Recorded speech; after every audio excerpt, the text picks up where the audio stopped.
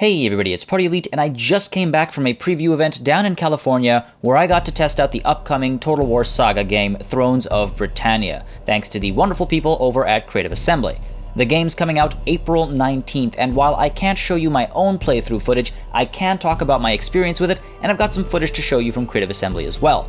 We were playing a pre-release build, obviously, getting a chance to play a campaign as Mida. At least that's how I think it's pronounced. Feel free to correct me. So here are my personal 11 reasons to be excited for Thrones of Britannia. Some of these will be familiar to veterans of the series, and some will be new to everybody.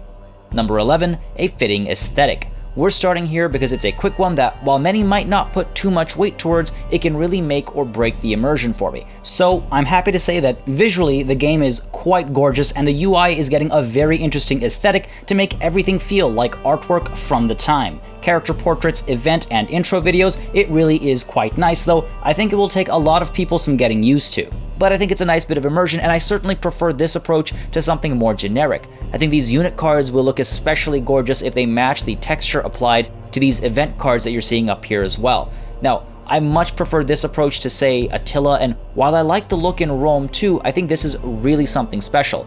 Outside the unit cards, the UI looks great as well, a nice cohesive aesthetic with nice use of skeuomorphic design, and I'll be able to judge the user experience more when I spend more time with the game. As some of you know, I can talk about UI and UX for hours.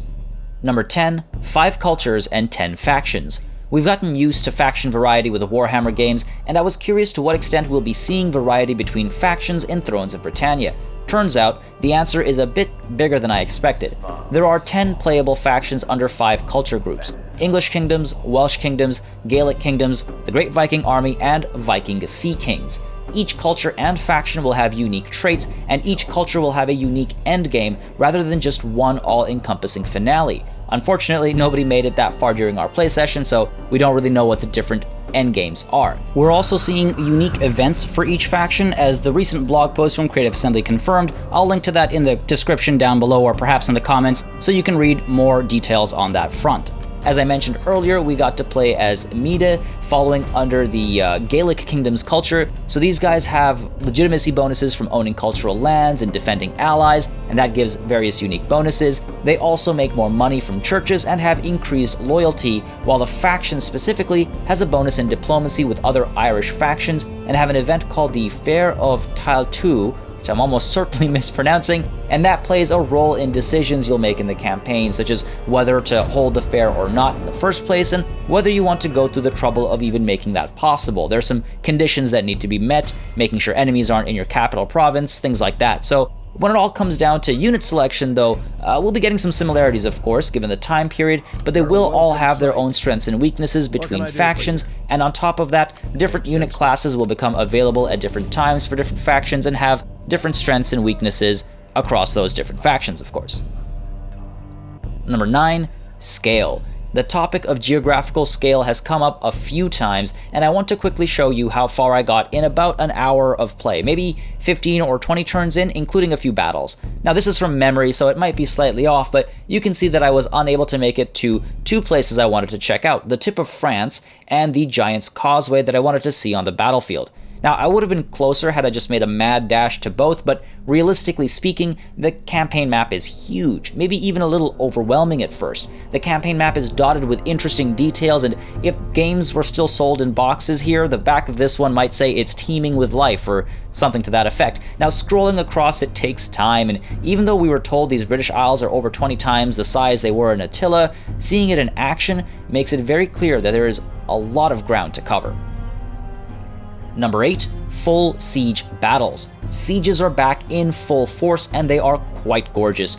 Each city is unique, which is fantastic, and some of the siege layouts that I got to see were pretty interesting as well. The maps are absolutely massive, and one siege battle I fought saw me rolling up to a city that had an outer wall, and then an inner wall section that would force me to go around to get to a ramp toward the city's center, buying the defenders precious time spent firing into my lines. This crude illustration should give you an idea of what I mean. The layouts of the cities also allow for a variety of approaches: open spaces where you'll want to use cavalry, narrow alleys where you can build choke points or try to outmaneuver the enemy. Damaging enemy buildings in a siege battle also applies debuffs during the siege and afterward on the campaign map as well. Minor settlements, meanwhile, are built to match their campaign map use as well. So a farm will look like a farm, a mine will be a mine, etc., and they have scattered buildings too, allowing you to take advantage of choke points or perhaps blocking an avenue of approach for a flanking maneuver. I am very happy to see sieges back in full form, and while I didn't notice any issues, I hope that the AI is able to hold its own on the offensive and the defensive when siege battles get to multiple full stacks. Ideally, whatever issues stop the possibility in the Warhammer games have been taken care of, and we're going to have a great time performing siege battles in Thrones of Britannia. Number 7. Real battlefields. Regular open field battles are on large maps that look quite gorgeous, and they are generated based on where the battle is taking place, and actual height maps of the area naturally adjusted to make for better gameplay where necessary. I like a gorgeous handcrafted map just as much as the next person, but we're in a world where terrain and placement on the campaign map reflects on the battle map as it should, so I'm very excited to once again start baiting enemies into favorable engagements on the campaign map, or alternatively scenic ones like Hadrian's Wall or the Giant's Causeway.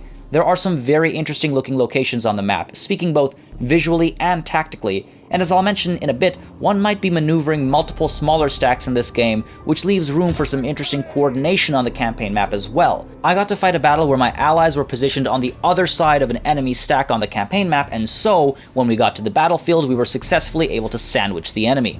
Other times we deployed on the same side of the campaign map and battle map, and moved together in unison, though my ally was a little more aggressive than I was. All in all, glad to see this back for historical titles. Number 6. Weather conditions. Another item making a comeback, we've got weather conditions and seasons playing a role in the game. Turns out it doesn't always rain on the British Isles. The sunshine in northwest Wales at RAF Mona, just up the road from Llanfair Pwllgwyn, Gellgogera Quindrobwll, Llantysilio Gogogoch. And the battlefield deployment phase is back to giving the attacker a chance to wait for ideal conditions. I fought on clear, dry days with no adverse effects, foggy days that greatly limited visibility, and rainy days that limited the use of fire and fire arrows. Trees and buildings catch fire, but that's harder to accomplish in the rain, of course. As I mentioned earlier, damaging buildings has many effects in the battle and on the campaign map as well, so you might be interested in timing your assaults based on the season you're currently in on the campaign map and the type of weather you'd rather work with. These shifting weather conditions may also affect fatigue levels, speed, accuracy, and other battle factors, like reality. Once again, happy to see this back, especially considering that weather can be a fundamental factor in war. I want to see weather be taken to new heights, really changing threat levels of various units depending on the situation. Number 5, a reinvented tech tree.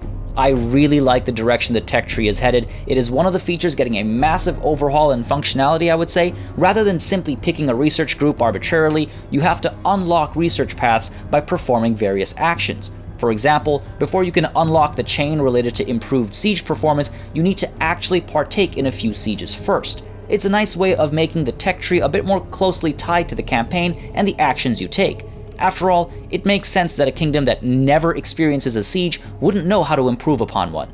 I remain curious as to how much diversity the tech tree will put on display between the various factions, or at least culture types, and what kind of differentiating factors there will be between them. Only time will tell, but I think we have a very interesting thought here, and it's headed in the right direction. Number 4, a revamped recruitment system. Recruitment is also getting a rather major overhaul.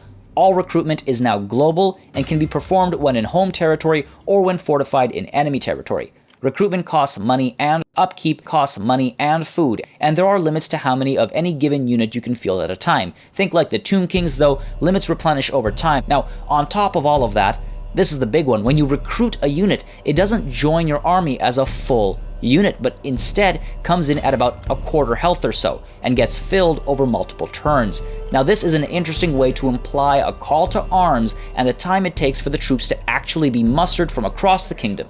It's a very interesting element being added where some of your units are not strong enough to hold their own or be worth their cost yet and might be forced into an engagement.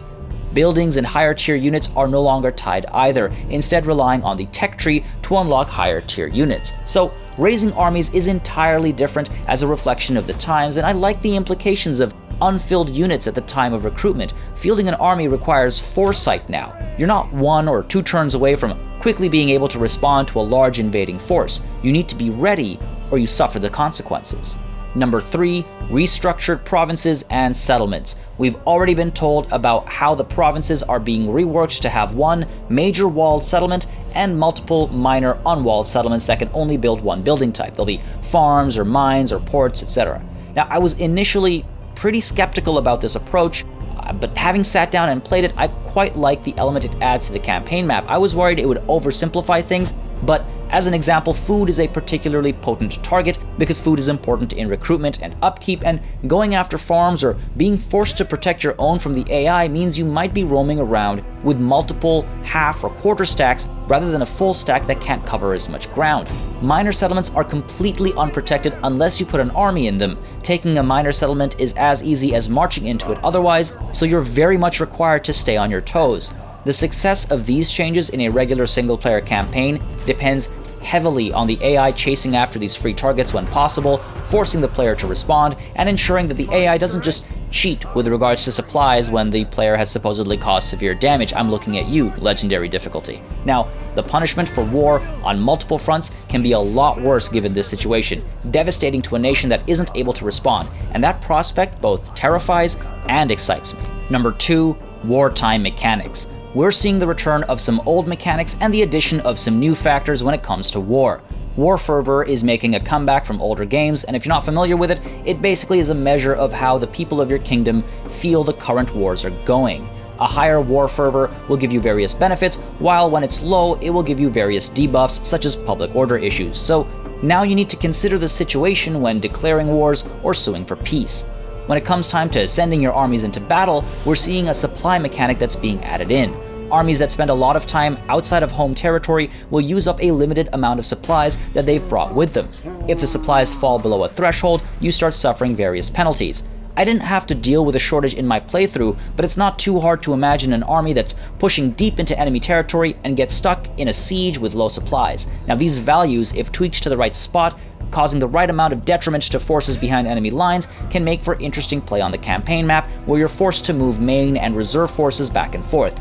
If it's too easy to move behind enemy lines and conquer territory, the tension from low supplies is non-existent more often than not, and I'd like to see just how harsh this system can get on harder difficulties. Is it viable, for example, to prevent an enemy force from retreating as a means of dropping their supplies and putting them in a position where they never make it back home? I didn't get a chance to play with anything like that during my playthrough, but again, we're potentially seeing some added depth to the campaign map and a good foundation for a factor I'm very happy to see implemented. And finally, on the battlefield itself, we're seeing the inclusion of unit abilities like shield walls, dismounting cavalry, and rallying the troops. And oh right, the naval battles are back as well, and from the looks of it, at least on some of the siege maps, amphibious battles are in as well, though I wasn't able to engage in one, so I can't yet confirm. Naval battles look great. You're ramming into ships, boarding each other's ships, setting them on fire, the usual, trying to get the enemies to drown, so that's all fun and good. Number 1, RPG elements. Last but not least, I am extremely excited for the role-playing elements. Many of you know that I love a bit of RP in my campaigns, and I'm glad I have ways to integrate it all. Characters have 5 starting traits, some of which you can see in the middle over here, and they gain more based on in-game actions, while followers are leveled up when a character gains a rank. This is an interesting way of implementing skill trees while removing some of that gamey feel. At the end of the day, you're still clicking a button to make something better at your behest, but it makes sense that one of your camp followers helps you forage for more food rather than your commander just being able to do so because it's in his skill tree.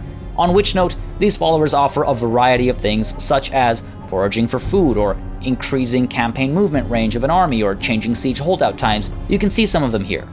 Alongside all of this, people have command, governance, and zeal stats affecting various things. Command changes morale buffs from the commander being alive, bodyguard unit size, the ability to perform night battles, and better commander abilities. Governance affects construction costs, corruption, and income in holdings that you have given a character the charge of through the estates and holdings mechanic, while zeal helps morale and commander's aura, as well as public order or diplomatic benefits. We're also going to see the family tree return, and while agents are being completely removed, we're seeing their abilities get integrated into intrigue mechanics in the family tree. Some of you will already be familiar with how that works, or also through followers being leveled up a certain way. Now, many times during my playthrough, I was tempted to divorce or assassinate my wife to see what would happen, but being married gave me buffs in the campaign, so I kept her around. I personally don't mind having agents on the campaign map, though I'm curious to see how this approach feels in the late game. Not having a sea of enemy agents to deal with will be nice, but will I have the joy of assassinating a high-tier enemy general just before an essential battle? Either way, while I might be using a broad stroke putting all these features under the phrase RPG elements, I'm glad to see the return of family trees, and I'm happy that skill trees for individuals have found a less gamey home in historical titles.